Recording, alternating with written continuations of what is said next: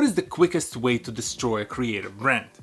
Make a series of bad monetization decisions that betrays the trust of your audience and distracts you from the quality of the content that you're known for. Here are 5 mistakes that you should avoid, and one of them will be very controversial, and I know quite a few creators will disagree with me. Don't monetize too early. The beauty of YouTube is that it's free. This is what the viewers are used to. The primary transaction between you, the creator, and your audience is the value your content provides. It can be educational, informative, or entertaining, but that value is coming to your viewer for free. Every time you satisfy the viewer's need by providing that value, you're contributing to the piggy bank of sorts, and every time you ask for something in return, you draw the value back from that bank.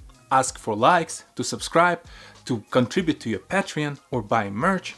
All that takes out the value from that piggy bank. So you have to be mindful when and how you ask your audience for a specific action. Early monetization attempts overdrafts that piggy bank. You essentially draw too much value out of the piggy bank before providing enough in return. This risks you losing that audience, so overwhelm them with value before you ask for anything in return.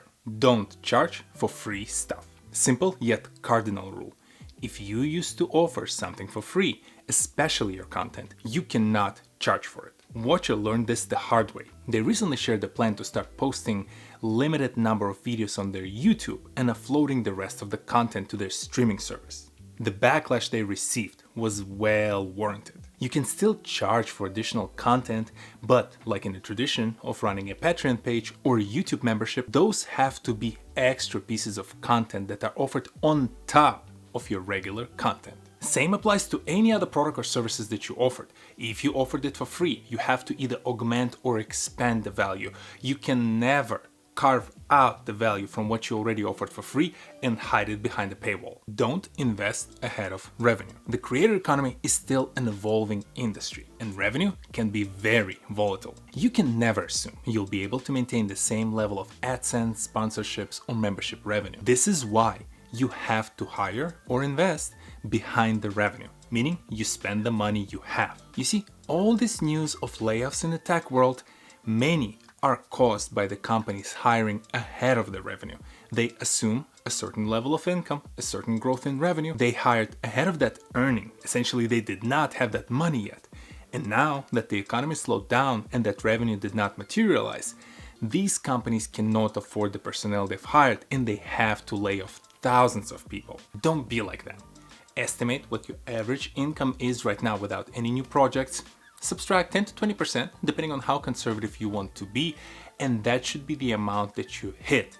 Assume there's no additional benefit from this new hire or investment that you make, and definitely make sure you at least have a few months, 6 months in the best case, of those funds for the extra expense that you're about to take on in the war chest before you take on that expense, and only then you're ready for that investment. Don't push it. One aspect of corporate America that I'm not fond of is that desire to always push for more growth, more profits. Same mentality infects some of the creators.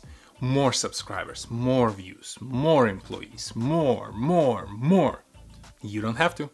You can follow your own pace. No, I would strongly recommend to you to follow your own pace and only expand, hire, or release new stuff when your brand needs it. If you're happy with where you are, you're steadily growing and not getting complacent, you can do this by yourself and keep it at that for years to come.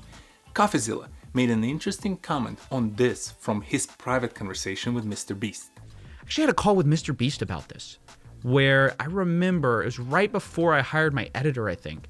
I was talking to him, and he had like 100 employees at the time. And I very distinctly remember him telling me, after 10 people, it gets less fun. Ready for my controversial take? Don't sell courses.